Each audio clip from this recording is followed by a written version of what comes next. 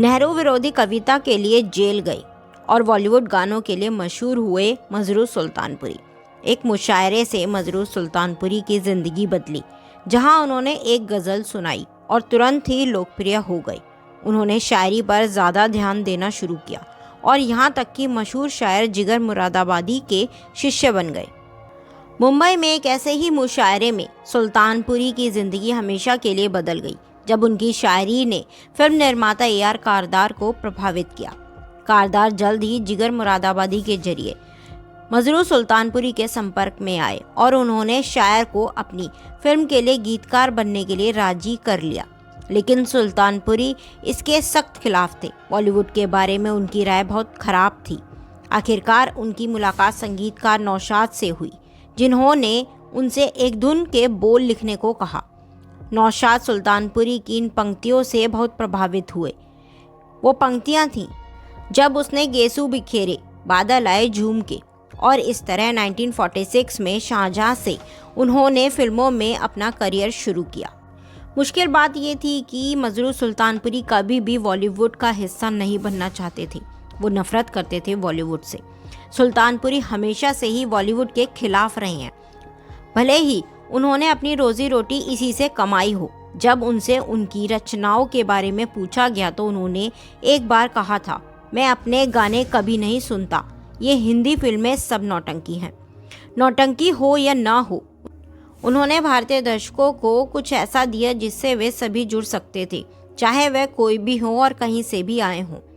Monika oh my darling, ओ हसीना जुल्फों वाली और अन्य गाने लोगों के दिलों में बस गए और आज भी बसे हुए हैं। मजरू सुल्तानपुरी ने फिल्म इंडस्ट्री में अपना नाम बनाया, लेकिन वे हमेशा दिल से कवि रहे।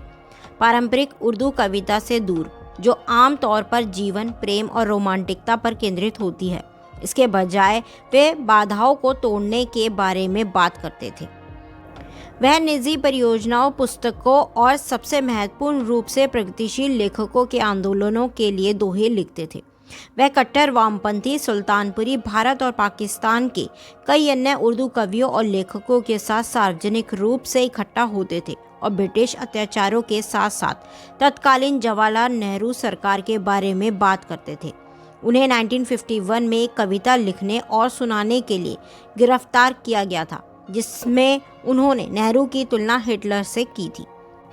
हुआ ये था कि उन दिनों बम्बई में मजदूरों का आंदोलन चल रहा था। ऐसे ही एक मजदूर रैली में मजरू ने एक कविता पढ़ी और जवाहरलाल नेहरू को राष्ट्रमंडल का गुलाम और हिटलर कहा। बॉम्बे राज्य सरकार ने मजरू के खिलाफ वारंट जारी किया। मजरू गायब हो गए और पुलिस को चकमा देके वहां से भाग गए। लेकिन 1951 में पाकिस्तान के रावलपिंडी षड्यंत्र मामले में साथी कम्युनिस्ट लेखकों सज्जाद जहीर, फैज़ अहमद फैज़ की गिरफ्तारी का विरोध करने के लिए प्रगतिशील लेखकों की एक बैठक आयोजित की गई, जिसमें काफ़ी कवि बाहर आए। बैठक में उनकी आवाज़ जोरदार थी और मंच से उतरते ही उन्हें गिरफ्तार कर लिया गया।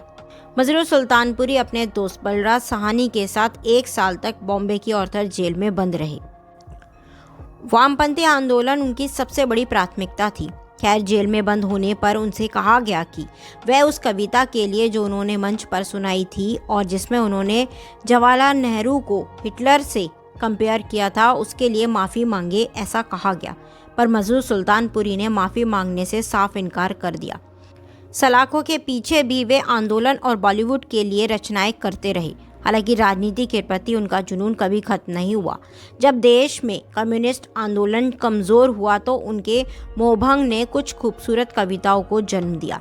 अपने 50 ईयर के करियर में सुल्तानपुरी ने करीब 350 फिल्मों में काम किया और शायरी, कव्वाली, गज़ल, मुजरा, लोकगीत और मसाला बॉलीवुड गाने लिखे, जो आज भी पार्टियों की प्लेलिस्ट में शामिल हैं। यह कहना गलत नहीं होगा कि सुल्तानपुरी ने जितनी बहुमुखी प्रतिभा दिखाई, उतनी किसी और ने नहीं दिखाई। 24 मई 2000 को सदी के अंत में उनका निधन हो गया। अब हमें कमेंट कर बताएं ज़रूर कि मजरू सुल्तानपुरी की कौन सी कविता, कौन सी गज़ल आपको ज़्यादा पसंद है, और मजरू सुल्तानपुरी का बॉलीवुड को लेके जो नज़रिया था, क्योंकि वो बॉलीवुड से नफरत करते थे और बॉलीवुड में नहीं आना चाहते थे, क्या वो सही था? कमेंट कर हमसे शेयर जरूर करें अपनी राय। हमारे चैनल को लाइक कीजिए, शेयर कीजिए, सब्सक्राइब कीजिए। Thanks for watching.